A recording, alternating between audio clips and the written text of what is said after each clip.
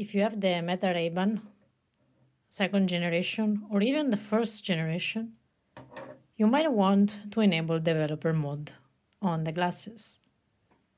You can do this from the app Meta AI.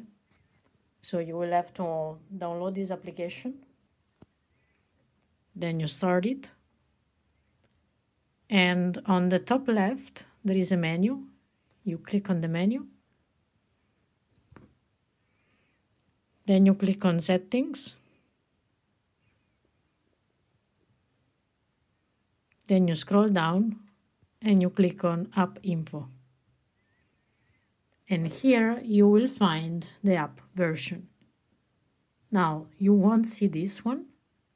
You have to tap 5 times. And when you reach 5, you will have a pop-up asking you to enable developer mode. And that's it.